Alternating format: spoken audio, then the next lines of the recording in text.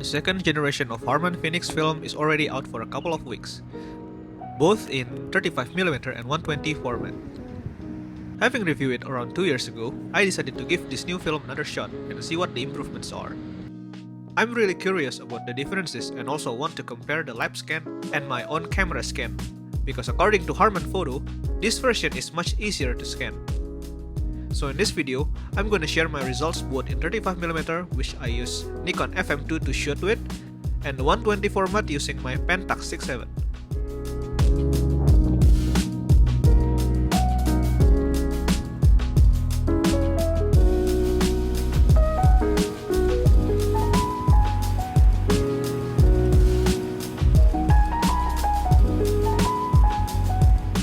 So right now I'm gonna review a new film from Harman Photo, which was Harman Phoenix II. This is the newly updated version of Harman Phoenix, which already released 2 years ago in 2023. And I bring two films. The first one is the 35mm version, and the second is the 120 film. According to Harman Photo, the newly Phoenix 2 is a more refined version from their previous one. And when I saw the example photos from other YouTubers, the photos were less contrasty and also has a better dynamic range. And I really want to test it myself, how it looks. So let's check it out. I actually never tried the 120 version of the first Harman Phoenix, so I never knew it myself how it looks compared to the 35mm. But I have high hopes for this one.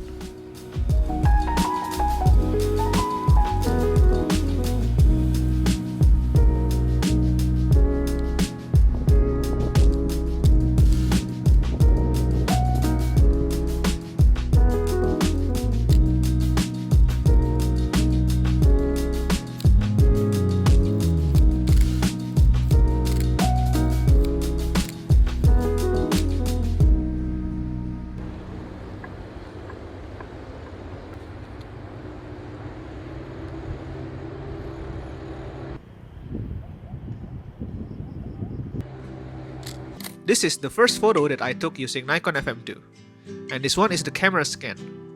I'm liking it so far. I read this film at 160 ISO as opposed to its actual ISO, which is 200. But even though it's a low ISO film, the grain in this film is quite strong. But still, it's less grainier than what I remember from the first Harman Phoenix. I already get the idea that this film is much better than the first version.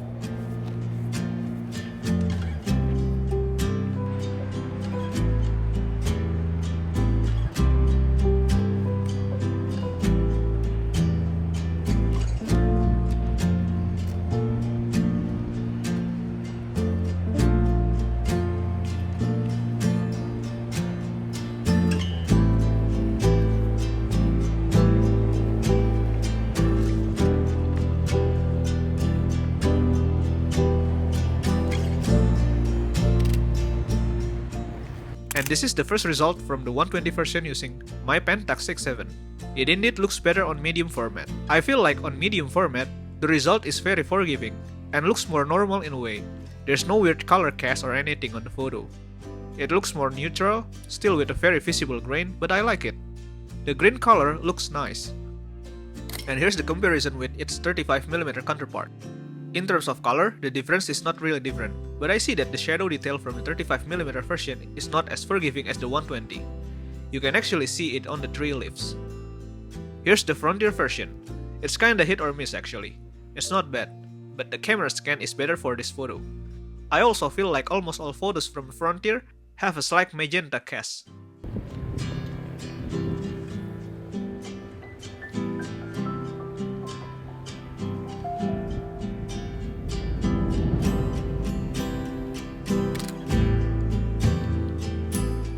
Here's another shot from 120 film.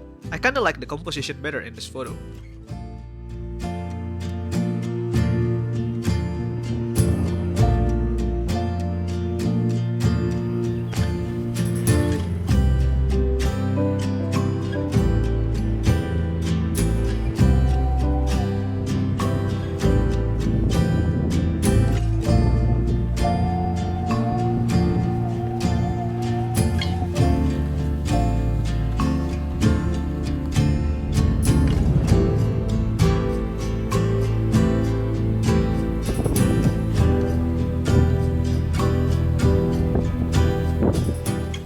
As you can see in this photo, the color is more accurate, at least to me, compared to the previous Phoenix.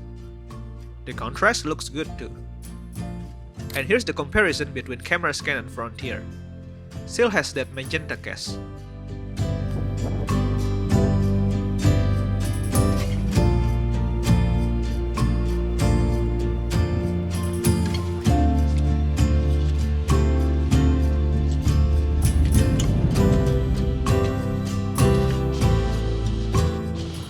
So in front of me, there's one tree that I've been wanting to photograph for so long, because usually on the weekend I used to do trail run here, and when I ran I saw this tree and I think it's really beautiful. There's a little to no leaves on the branch, and I think it creates such a nice texture, and I want to photograph it. And I think the sky condition is pretty clear. There is only a little cloud and the sky is pretty blue, and the sunlight is really beautiful. I will see about that.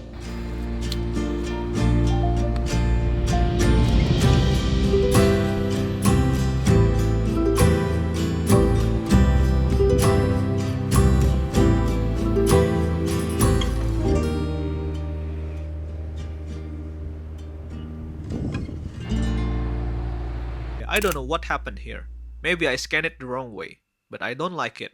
The shadow detail kinda falls off on the corners of the photo.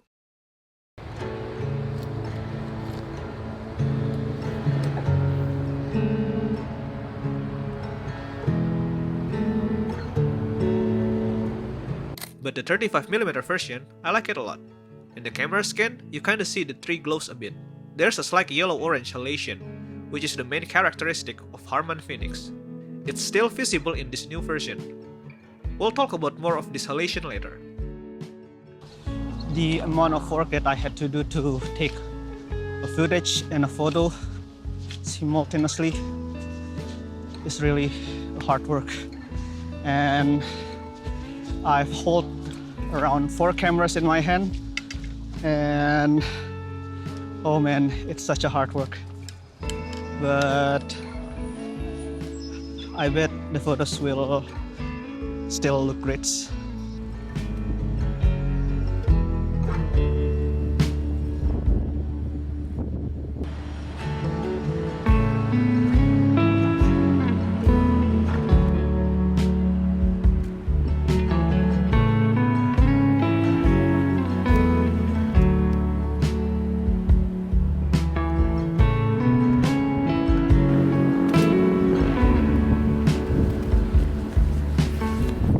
Again, another comparison between two scan methods. I love the green in both photos. Both have different kinds of green, but it still looks fresh to my eyes. And here's the 120 version. You can see the middle part is a little bit overexposed because of the sun. But the interesting part is, the leaves on the left and the right side of the frame seem properly exposed. It looks nicer.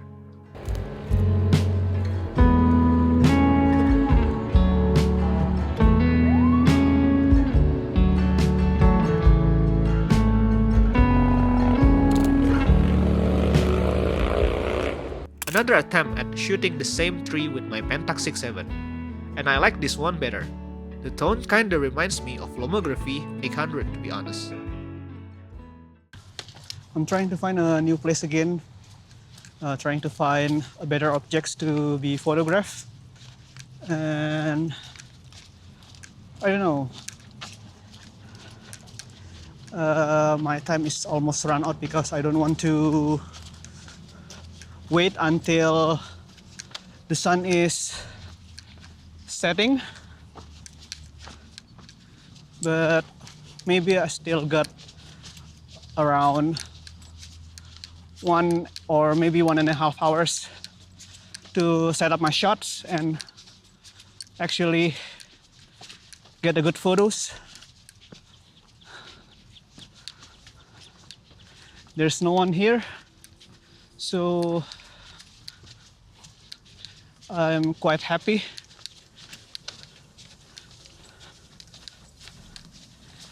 Yeah, looks like we got ourselves a new location. So I was thinking of using my Pentax 6.7 here, and I think I'm gonna change my lens from 75mm to 135mm here. It's like a tele lens and it's a macro one, and I think it's perfect for the shot. So let me change the lens first.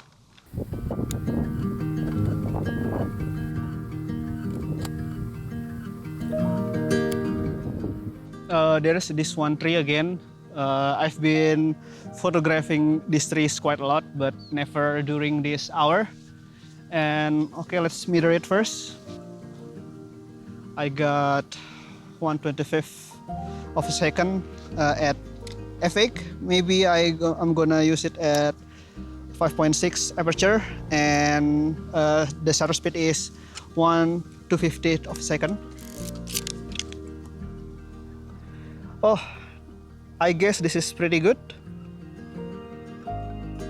I really like the compressed look from this telephoto lens, the 135mm lens from Pentax 6.7. Okay, I think I got a pretty good composition. And let me press the shutter. 1, 2.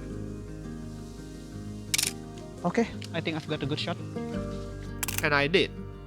My 135mm lens is sharper than my 75mm, and I see that it shows in this photo. I kinda get a more contrasty look from this one, and it renders the color better. It is such a pleasant color. The color from the grass is pretty accurate too.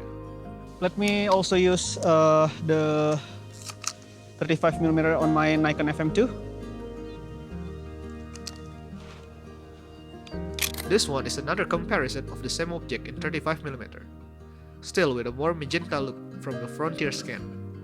Also, I just realized that the camera scan of the 35mm is slightly more muted than the 120 version. It has less saturation, I think. Just slightly. I don't know, it feels like it has a slightly different palette to my eyes.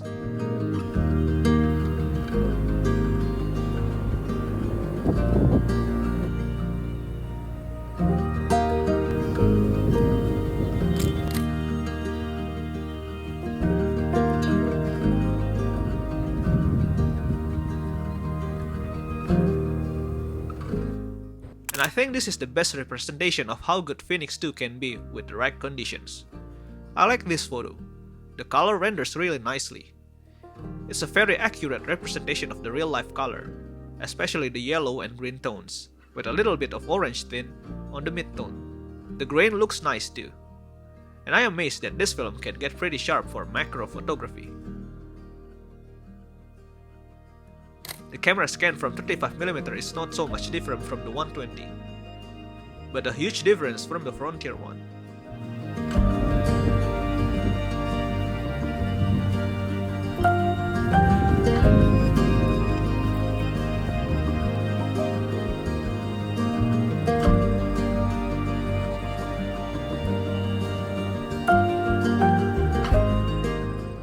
In this comparison, I tend to like the Frontier one more.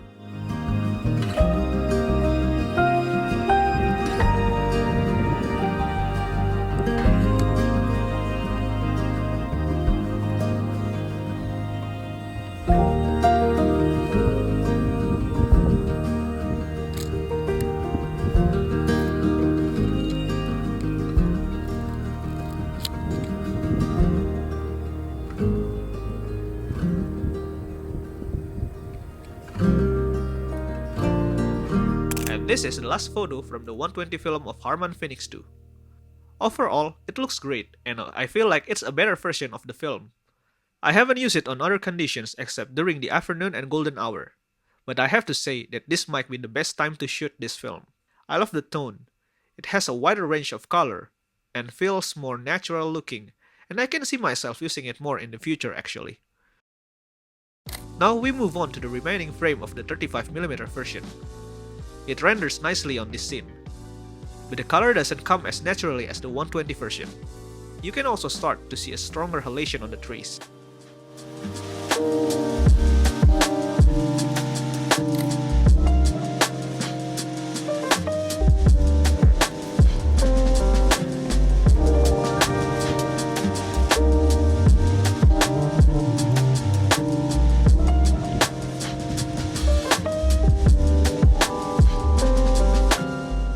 Looking at the photos, I realized I should have done a multiple exposure test and rated this film at various ISO, because I feel like most of my photos here were overexposed, although it still looks okay to me. most notably in the highlight area, especially the sky. It became totally white, and sometimes I don't like it.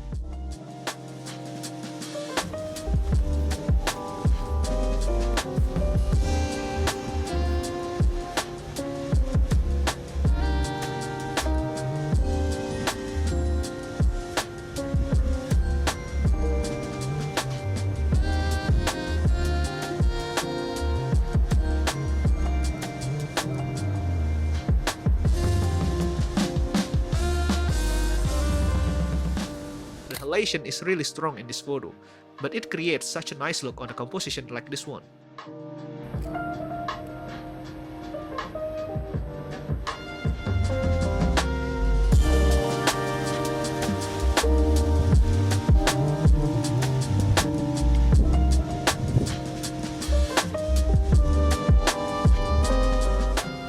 And this photo too, I like it actually.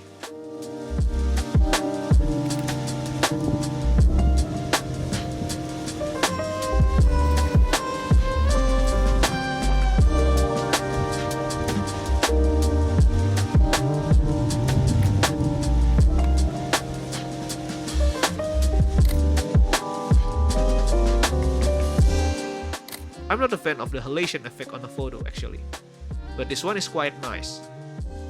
Perhaps the yellow halation appears because this film base layer is actually yellow, compared to other film which has a brown-orange-ish color.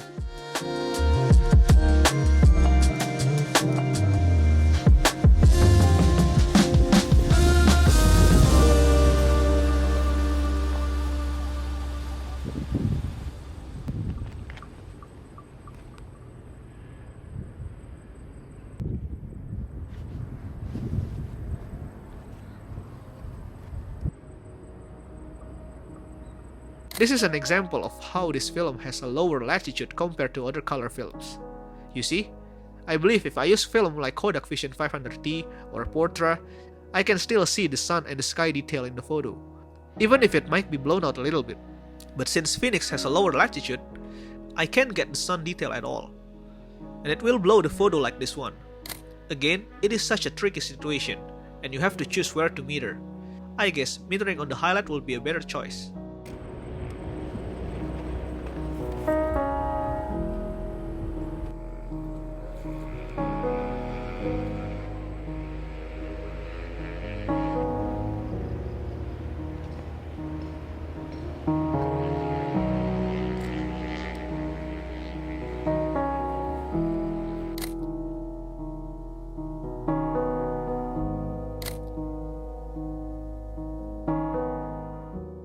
And that's it for my review of Harman Phoenix II. Overall, I quite like it, and it's an improvement from the previous version. In my opinion, having a new color film in the digital age is always a good thing. But the question is, do I see myself using this film often? Probably not on the 35mm version, but I will consider the 120 more since it has a more natural look to my eye and can be an alternative to other color film like lomography at 100, 400 or even 800, which is cheaper than any 120 film available in the market. I'm very excited to see what Harman Photo will create in the future. Will they create a different stock or keep improving the Phoenix line? Well, let's just hope for the best. But that's my opinion, and perhaps you have different thoughts about it? Let me know what you think in the comment section down below. I hope you enjoyed this video, and see you on the next one.